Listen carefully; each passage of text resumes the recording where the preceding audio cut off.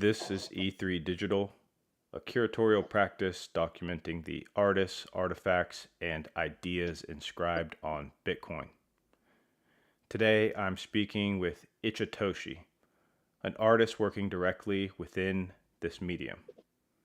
This conversation is part of an ongoing archive of the people shaping art on Bitcoin.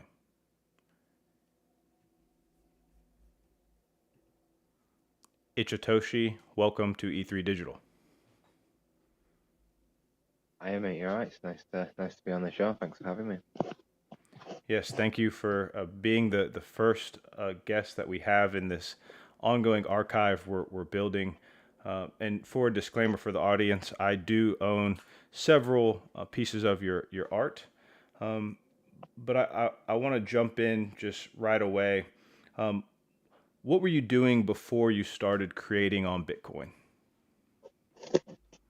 That's an interesting question. Before I was making on Bitcoin, I was working in a casino, and that's about it. I used to like indulge in art a little bit. My previous partner, she did quite a lot of art, so I did stuff with her, but nothing too public or anything like that. I was just a humble worker bee. I always like bought Bitcoin, and I was stacking stacks, and it was more so the like immutable data storage aspect that attracted me to Ordinals. You know, the fact that like whatever you put there, whether it's images or anything, it's there forever.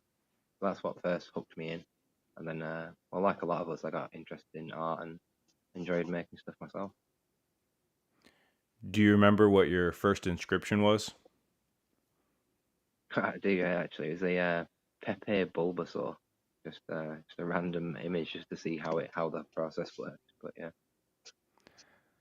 At at what point would you say you went from experimenting to something more serious, or do you still consider yourself an experimenter in that sense? I think one's always an experimenter, especially in the area of Bitcoin. Things are always changing, like and adapting. It's like, I mean, when everything first started, you didn't even have like Substack fees, and you didn't have a lot of the ease of like creative functions that you have nowadays. So I mean, it's always changing. So I think always be an experimenter, I suppose, but a little bit more straight a tie, I suppose. But yeah. When was the specific moment that art on Bitcoin sort of clicked for you? Did you ever go down the Ethereum NFT route, or what was kind of like the big aha moment for you with Bitcoin and then inscriptions as well? Hard to say really. I did things a bit backwards. I was never in Ethereum or Solana or any of the other chains. I've recently made something on Ethereum, like very recently, but it was more so to highlight the like immutable storage nature of ordinals. It was like basically what I did is I inscribed an image onto Bitcoin, and then used that inscription to make like on-chain JSON that I then referenced on an Ethereum contract. So it rendered the image from Bitcoin but on Ethereum. That was quite interesting. But I did that like recently. I was never into anything like it was. To be honest, it was somewhat instantaneous. I mean, I suppose a bit more professional after I made the first collection. I suppose it was a bit more serious and a bit more involved from that point. But it was almost immediate. It was like the idea that you can put something on there and it's there forever. You know, as long as someone's running a node. And I find that very powerful in general. Let's talk about that first collection. What is your first collection, and how has your style evolved since then? My first collection was it's the original Bitcoin worms. So like there's the Bitcoin worms and the little wiggles, and they're like the two separate collections, like under the same like umbrella, if you will. But they stem from a book. I was making a little picture book with my daughter, like as Ordinal started, and the template for the worm and like all the art from the worm is the same that's in the picture book that she was making. So it was her little worm that she drew for me. It's why I did it because I wanted it to be something that I knew it would be something I wasn't just gonna like fizzle out of or lose interest in because it has a personal, like thing to me as well. And they were free originally. Like it's one thing I probably need to do a bit better is like that side of things. But they were originally just free. I made like a little generator, and people could just go to the generator, generate a worm, um, and then that'd be it. They go and inscribe it on chain. It cost about $1 because I used recursion, and that's how they were made. But yeah, they all stem from a little book that I made with my daughter. Do you consider yourself a digital artist, or do you consider yourself something else entirely?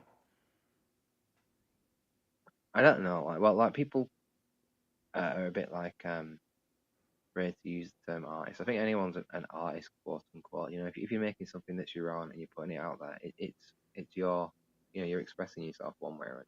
So I think you are an artist, but I've always been a bit cautious to call myself that because I don't know. I've always called myself more a doodler, like really, I suppose. But I mean, I think I've slowly got better, over the last few years, learning a bit more about how to draw things a bit better and taking your time with stuff. So I'm more of the mindset of, it doesn't matter what standard or style you necessarily have. If you're drawing something of your own or painting or making, creating, it's you are an artist in your own right. Are there any themes that keep showing up again in your work? I mean, obviously the worm, but is there are there any other broader themes that you feel like you've captured, maybe even in retrospect or on purpose? So yeah, I suppose yeah, the worm, obviously. That's I think that goes without saying, yeah. But I don't know. Like, there's a lot of personal little things in there. Like, I tried putting a lot more of my own personality into the Wiggles collection. Whereas the Worms is a little bit more tame. Probably, I would use the word of. It's a little bit more family friendly. Whereas there are some more like adult themed traits in the Worm collection, and it's a bit more amusing, which kind of like mirrors a little bit of how I am. I'm not. I try not to be too much of a serious person. There's a lot of like serious themes going on in the world. It's nice to just laugh and have a bit of fun, and I try to express that a lot in the collection, like whether or not it comes across or not. And there was also a period where people could offer traits. So like a couple of people got traits made that they requested and stuff like that. So they were in there too because I felt like there was a lot of people who were instrumental in the first collection and who helped out a lot, and I wanted to make sure they could add a little bit of their own personality to it too. If they wanted. Now, as an American who has not been to Great Britain, I there's sort of two images I have of Brits, and one is sort of the very aristocratic British sort of elite, and then the other is I probably heavily influenced by. There was this movie I watched when I was like in junior high called Green something Street Hooligans. It was a soccer movie, but essentially a little bit more like lighthearted, funny. You describe the lightheartedness and sort of the humor embedded in your art. Uh, how has and I obviously, or maybe not obviously, but your Twitter profile also says you are from Great Britain, and so where in Great Britain are you from? How has where you were born and raised? How has that influenced sort of your artistic expression? Yeah, Yeah, I know the film you're describing. It's Green Street, isn't it? I think that's I think a very so. I think interesting so. film. Yeah, Yeah, yeah, like a football film. Yeah, I was never that's right. heavily into football, personally myself. I like soccer, as you guys call it. But I played rugby a lot in school. It's a bit like I played rugby as American well. football. Oh, right, okay, all right, no, yeah, Yeah, yeah, no, I enjoyed playing that a lot. But I yeah. I live in played in the college. north of England. So. Did you? All right, no, Yeah, good yeah. man. You play league or union? I played. Well, I played at Princeton, so it was like club. All right, yeah, yeah, yeah. Okay, all right. No, fair enough. Yeah, no, I used to enjoy a good bit of rugby. But I'm from the north of England as well, so that's why sometimes people think I sound a bit different than the usual English person that you probably get. It's more a southerner, like how a lot of people tend to hear. So. Okay. Well, maybe it does influence a bit of my artwork a bit. I mean, it definitely influences some of my nature a little bit, like a bit like I was saying about the immutable nature of ordinals. Again, something I've always I come back to because it's just it's very prevalent. You know, what I mean, like there's a lot of places where people can't express themselves or they might not be able to. It's getting more and more like that in the world. But having the ability, for people to do that, whether it is through art or any other form of media, I think it's a big thing. Is there a piece um, within your body of work that you think best uh, represents you? Piece that best represents me. Ooh, Uh, very hard to say, really. Probably there's one of the worms that's holding the I forget what it's called. It's a butt plug, I suppose, or an ass blaster, and the love egg. There's one of those with a king and like a red coat and stuff. That's I don't know. Like, it kind of a lot of those traits were just kind of fun, and I don't know. Some people thought they were a bit provocative, but like I don't know. It's within the whole nature of just having fun and I don't know, being on the internet. So, I mean, I think that a lot, mostly a lot of the worms, really, to be honest. I mean, it's hard to pick one particular piece because you spend a lot of time making so much of the stuff within them. You tend to like it a lot, really. I have noticed that recently you and Obi-Wan have started making a lot of games and multiplayer games. Can you and it's interesting because I think about we talk about art on Bitcoin, but I also use the word artifacts on Bitcoin because I think it's a game is an artistic expression in many ways, and like there's a lot of creativity that goes into it. And I hear what you're saying about being reserved to call yourself an artist, and not because I absolutely believe you are an artist, but I understand what you're saying about your own reservations about that, because it does seem as though many of my favorite artists, yourself included in this space, are they're also technologists in a sense, and maybe part coder or designer, but it seems that the skills necessary to create in this space require more than the I guess the maybe traditional forms of art. And so, with that being said, what can you tell us about the games that you've been creating, and what they mean to you, and how they are an embodiment of your creativity? It just seemed like a natural progression, I suppose. Really, I mean, Obi did a lot with the multiplayer side of the games. He's quite a wizard when it comes to the actual hard coding side of it, like the back end stuff. But with the games, I mean, after I'd made the first collection in 2023, I made a couple of like on-chain mini games in 2024. I think the first one was like April or something. They weren't multiplayer or anything. They were just very simple, like little What games. was the Like first one? one was called Wiggle Worm. It's basically very similar to Flappy Bird's code, wherein you have a worm and you can just like you have to avoid these obstacles and get through them. So Yes, I've seen those. I've seen those actually. I think there's like three or four of them, but maybe there's six of them actually, right?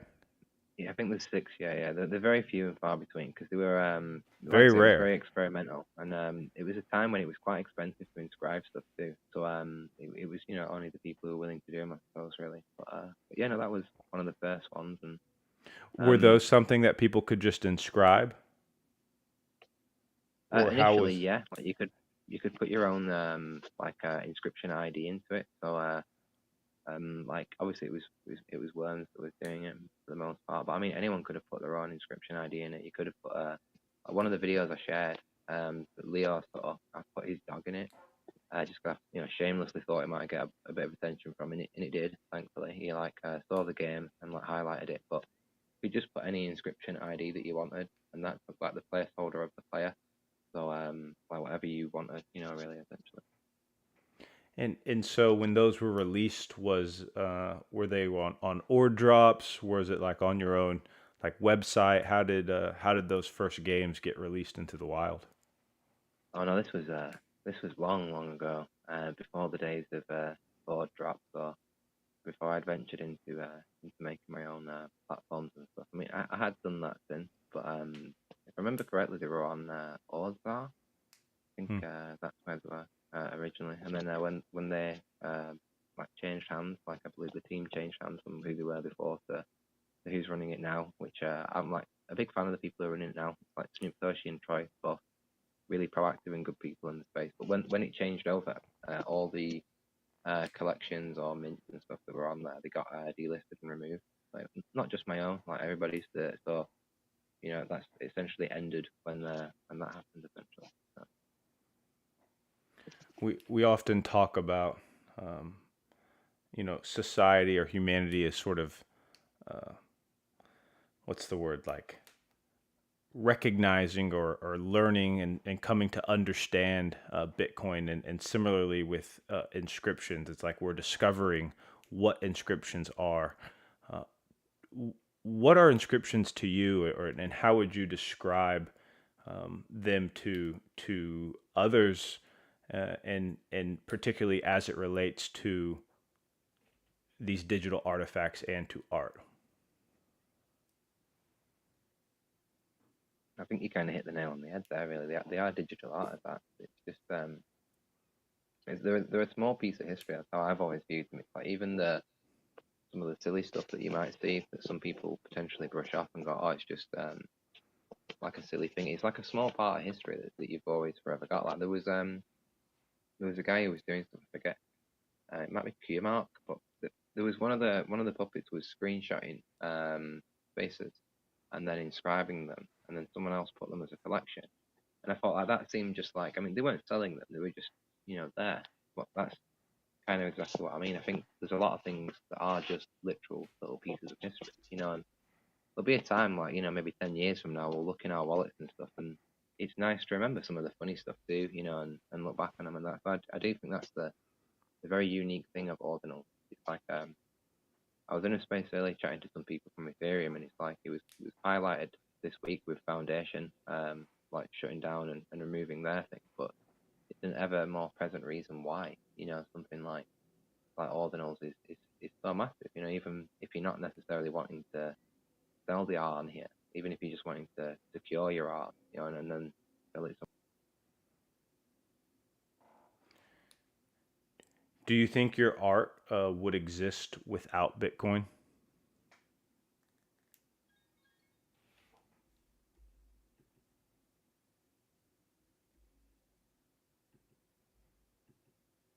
Did we lose connection for a second? Yes, yeah, we did lose connection, but we're back. Sorry about that, buddy. No, no worries. Um, yeah, you were talking about being in the space with Ethereum and Foundation shutting down. That's where you kind of left off. I was just saying it was an ever present, ever more present reason why we, like many people can secure things on chain. It's why it's like you said, like a digital artifact.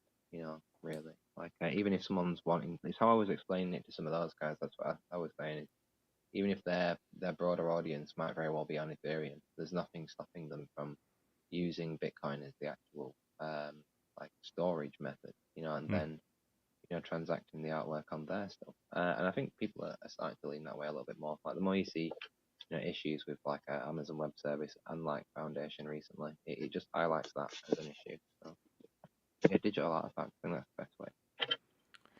Do you think your art could exist without Bitcoin? Or I guess that's kind of a silly way because it's like, maybe it's not a silly question, but I know the obvious answer is like it could, but do you think without Bitcoin you would have the inspiration or have the motive to create as you've done?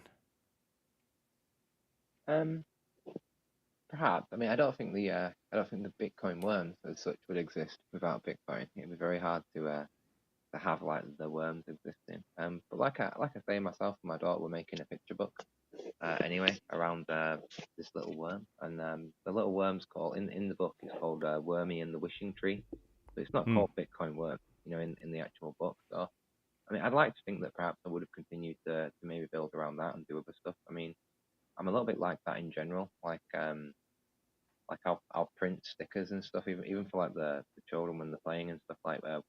I used to just like we'd make stuff and design them like on the computer and then print like your own stickers. And you can get like fabric printing paper that you can put through your printer, and then you can print stuff on t-shirts and stuff. And I've always been a little bit like creative like that in general. So I'd like to think so, yeah. But I mean, I suppose you never really know.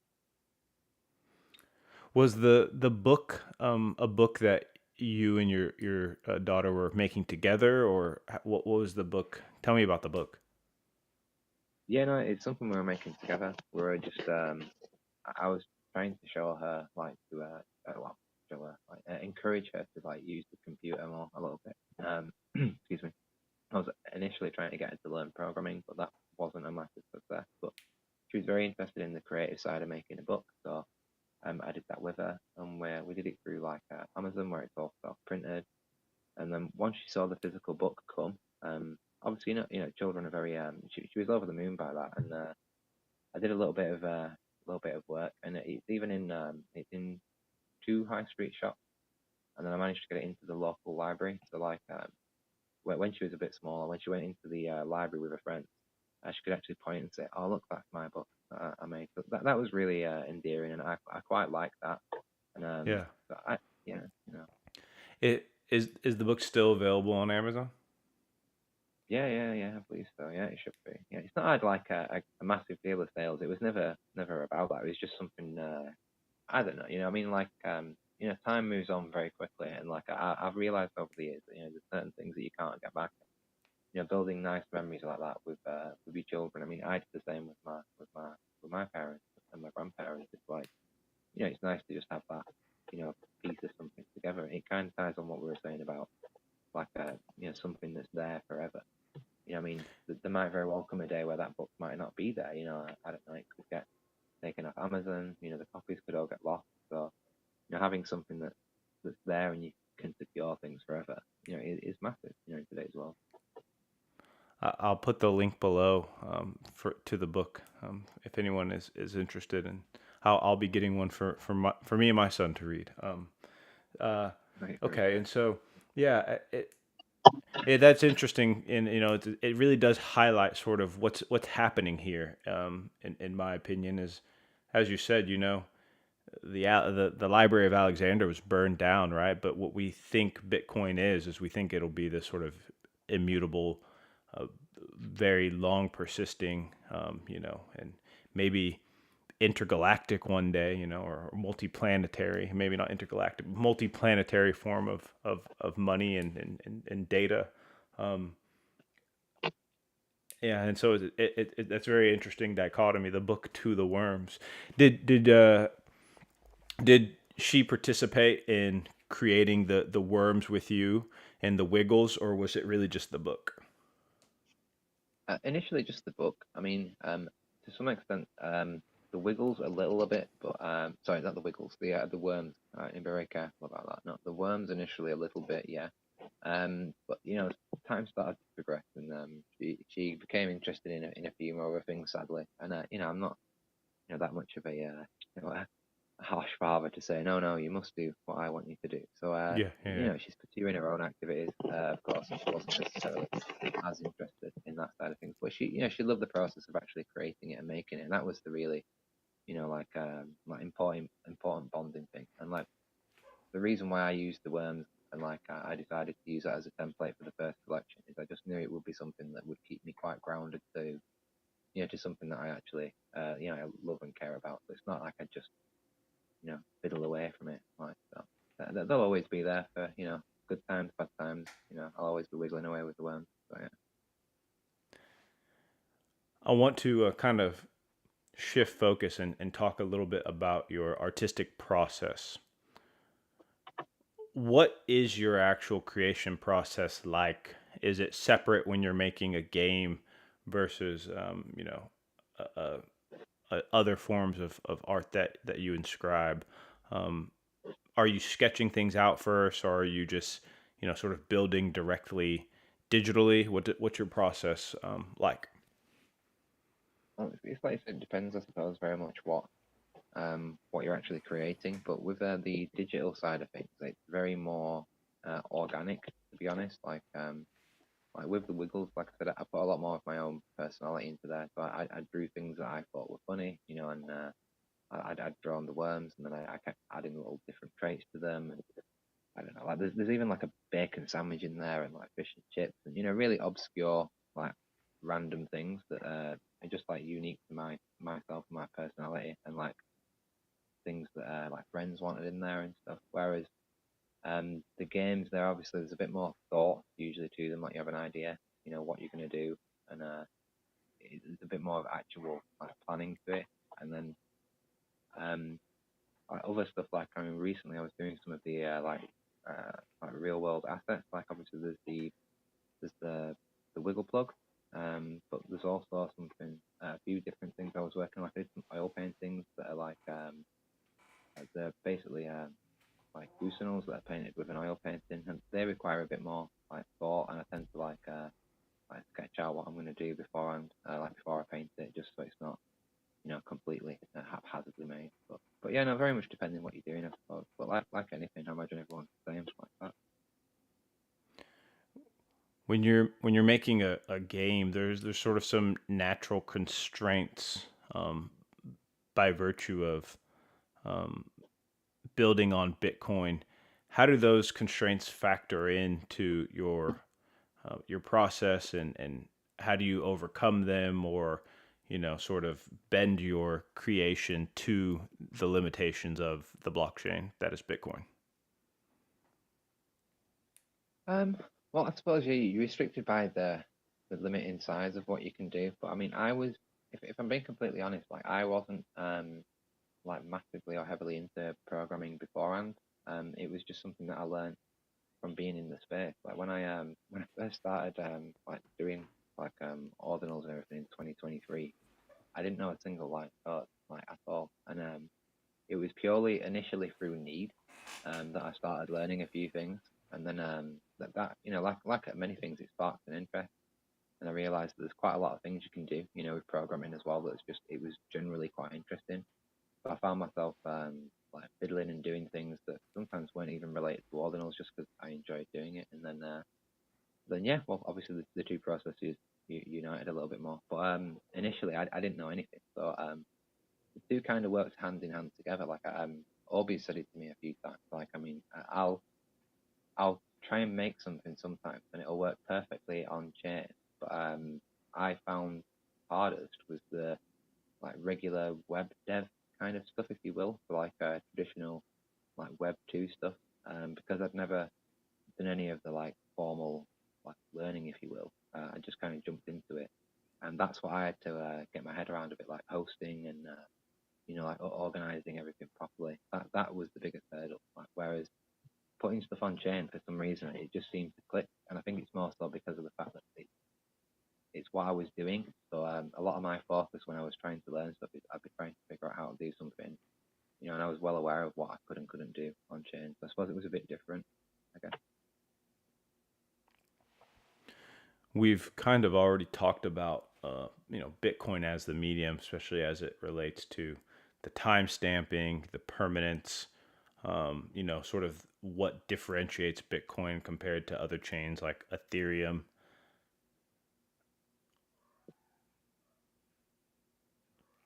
Do you think we are early to something in regards to Bitcoin, or are we already in the middle of something? Art on Bitcoin, that is. I think that's a tough one to say, really. I mean, I'd say personally in the middle of, but still very early, in the broader scheme of things. Because, like, I think it'd be very hard to try and say, oh, yes, everyone's still early.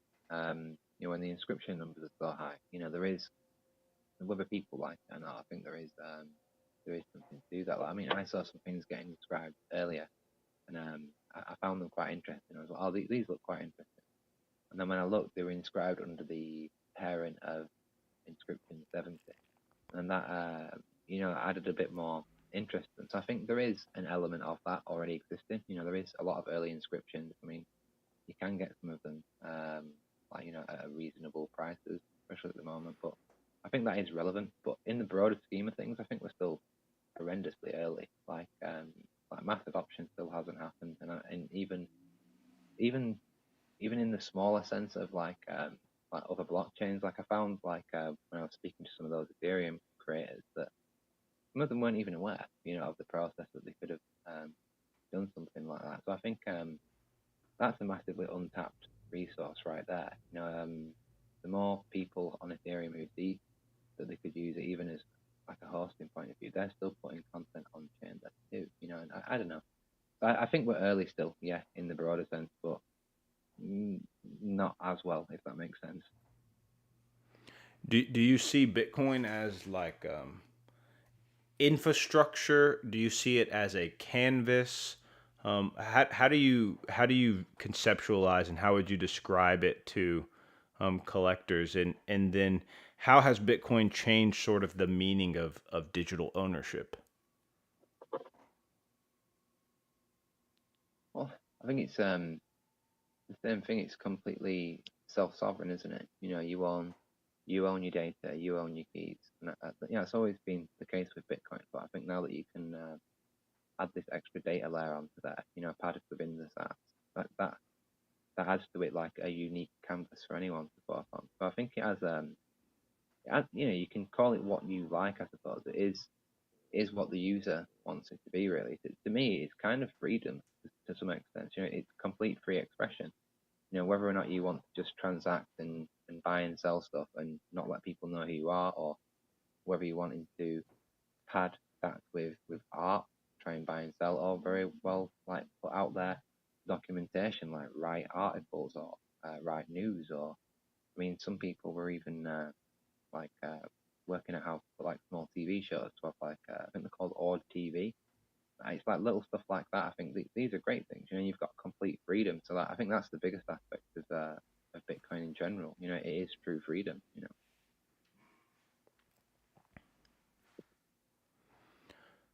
I want to talk about collectors, right? And sort of ask you some questions for future collectors. What do you want collectors to understand, or what do you think collectors may misunderstand about your work?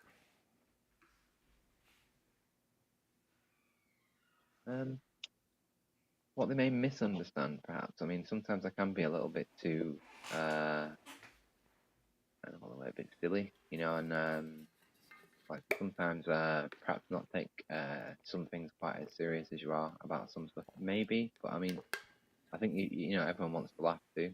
But as far as like I don't know what people can expect is expect just to keep building, keep creating and making stuff. That's one of the main things I've always said about with the worms, that they weren't like no one should buy into them expecting something. It's just whenever I get the opportunity to do something, I try and put them at the forefront and build around them. It's like even when myself and Orby started doing odd drops, like the Wiggles are like a unofficial official partner, like a sponsor mascot of the site. It's like that's why the little bot that people can get. So anyone who's got like a collection in there and they're getting royalties for, they can use the Wiggle bot, and that's like obviously like a little worm robot, and that does all your collection verification. It's got a sales bot in there, so it can give like live feeds across platforms on how many sales you've had and so forth. But that's all free, as long as you've got like royalty set up, and it's got a little Wiggle bot in there. So, I mean,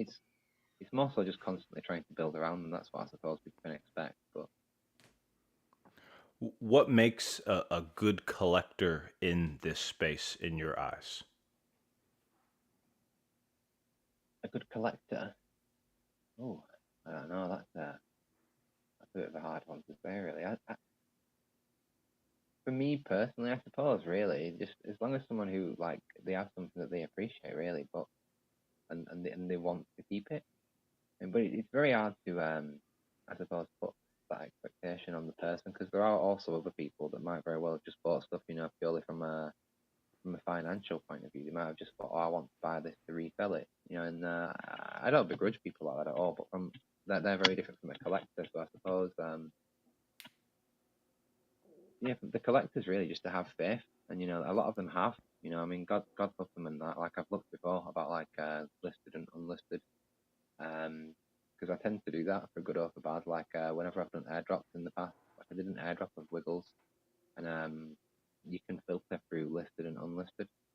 So I tend to reward people who are more loyal because I think if someone's got faith in you, then they should be rewarded a bit more. If someone is new to ordinals or new to collecting, and what advice would you have for the new collector, and then how should someone approach collecting your pieces for, let's say, maybe the first time? So just general advice for the new collector, and then a new collector who's interested in collecting your pieces. How should they go about approaching your body of work?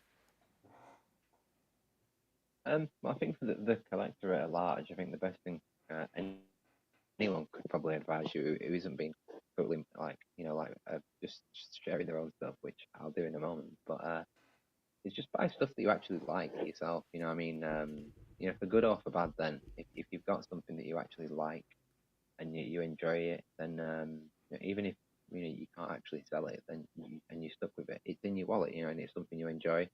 I think there's a lot to be said about that. Um, and very much the same, I suppose, with like when people are looking at my stuff. You don't need to go too heavy, like too quick. Look at what you like. I mean, it's the same thing. Same principle. You might very well end up buying something and have it for a while. Might not be able to if liquidity isn't around like how we've seen. You can have these things sat in a wallet for a couple of weeks or longer sometimes. If you're not wanting to keep it for a while, I'd suggest perhaps not even buying it in the first place. It might not be what the best thing to say is if you're wanting people to buy stuff all the time, but it's an honest take if you're wanting proper collectors. And they tend to be the people who stick around, and I'd want them, to do the right thing by them. So, like, buy one or two that you like, and I don't know, there's a couple of different traits in there, but, don't go crazy on anything. I think that's what sometimes people do a little bit wrong. Like FOMO is very easy to get. Like we've all suffered it. I have to. But like just take it easy and don't rush into anything. What signals do you look for whenever you are thinking about collecting other artists' work? Very similar to what I just said, I suppose. I look for stuff that I actually like myself. I look for people who are actively making and creating stuff too, because I like to talk to people like that in general. I tend to be making and fiddling and creating with something, so it's always good to talk to like-minded people like that too. So I suppose that helps, and it's just my own 2 cents. But like, if I find that the people who are like around now and building and more chatty and stuff like that, they tend to be the people who are going to stick around anyway. So that tends to be what I do. What are you particularly noticing right now in the ecosystem during this time, and for, I mean, prosperity? It's April 17th, 2026. So what have you been noticing? Mm. Well, I think people are slowly starting to come back to the space. I think you are seeing that more and realize the importance of putting your stamp on Bitcoin, especially like earlier rather than later. Um, like there does seem to be more of an interest in real world assets as well. Like thankfully I got my idea out there with that. But I mean, a lot of people are doing stuff like that. There's a lady called Lady Redwood. She does some wonderful art, and like most of those are like physical real pieces as well. And there's like Freshta. She's an artist. I think you're familiar with. She does the same. There seems to be a real sense of people wanting stuff like that, which kind of makes sense in the Who was the collector second market. one you said? Freshta. Yes. Yes. Yeah, yeah. She's a very talented artist, and she does like art, like drawings, pictures, paintings, and then she does the real like asset that's claimable as well, which is quite nice. I think there's a real pull for stuff like that on Bitcoin too. Just the collector nature in general. It's nice to hold something physical in your hand, isn't it? Are there any other artists that are sticking out to you right now? Oh, you put me on the spot there. It's not fair. I've got a lot of friends in the space too. A lot of people really. I like a lot of You stuff could that shout they're out doing. all your friends. That's fine. There's loads of stuff. I like a lot of the people who are building around the spaces, like Bean and Artist Dutch. They're very lovely people, and they've been like actively getting people from who are creating in the space to do stuff, and that's really lovely to see. The more you can see people supporting each other, I think that's really good. And like Artist is a brilliant artist in his own right. He's got like physical pieces too. Um, so I like a lot of the stuff that they're doing as well. I'm like I quite like the puppet community like I got a lot of friends in there too. So I like what they're doing, and I think they're very well priced at the minute. Considering the previous floor prices. Let me see who else as well. So there's literally loads of people. I don't want to just waffle on forever. Just say like a thousand different names. Tiny Vikings, they're good guys. They're making a game too as well, like a tiny world kind of game. It's almost like a friend that you carry in your pocket and stuff, and it's a little Viking. So that's really cool to see. And they've been very very kind and very supportive. I met Lars in person, and he gave me like a little 3D printed tiny Viking, and yeah, I don't know. I think people like that in the space, people who are very positive and like warm in general. I tend to I don't know, like gravitate towards those kind of people really. Where do you? I want to get a little bit more forward looking, and we're coming up towards the end of our time here. Um, where do you think your work goes from here? Well, well, we all know it at least stays on Bitcoin forever, so that's one bonus. Until like there's God forbid, a huge disaster or the world stops or something. The art will at least be there. I'd like to see more people like holding it, perhaps. We'll see. I've reached out to a couple of real world galleries near me, try and get them to actually show some of the like physical pieces and just to try and explain like the nature of like the immutable storage of Bitcoin, even if there's one, maybe two, actual artists who sees the benefit of it, then I feel like I'm at least doing something. But that's what I'd like to do really, is to be a little bit more proactive in like I don't know, speaking to people and showing them the value of actually putting something on chain and stuff like that. So I think that's what we'll see in the future, a little bit more of proactive nature really. And I've tried it recently. Like I know there's a lot of animosity towards some other chains within like ordinals, but I've always tried to be a bit more in the middle because I don't really you know I, like for the longest time I used to just listen in spaces. I didn't speak for a long time because I didn't know enough to speak.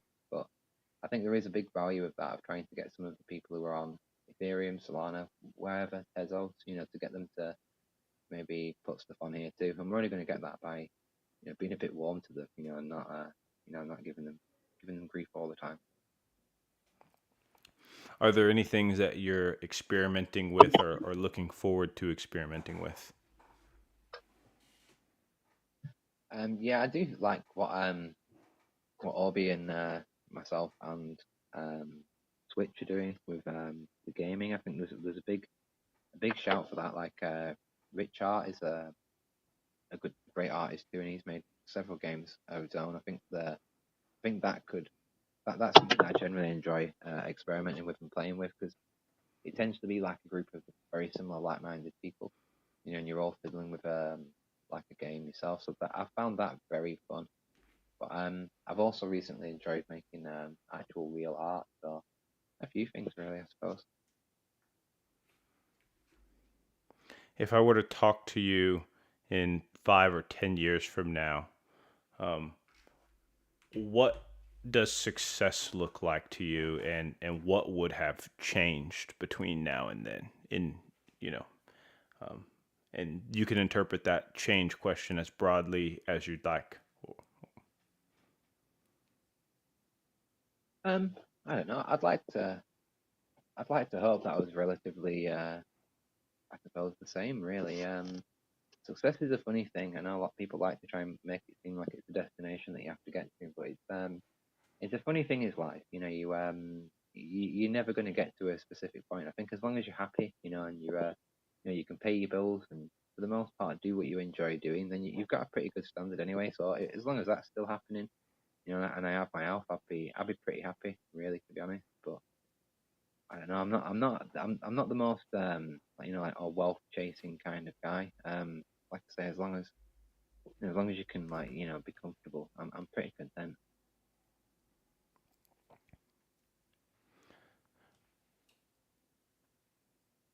And what would have changed, and I guess what I mean by that is kind of like, would your work have changed? Would the way ordinals is viewed in the art world change? I guess, where do you see sort of ordinals in 5 to 10 years as a, you know, I don't know if you want to call it an industry, but as a medium, as a cultural relic and an artifact, what would have changed?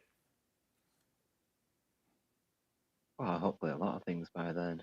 Really, I mean, um, it'd be nice to see a lot more mass adoption taken on board.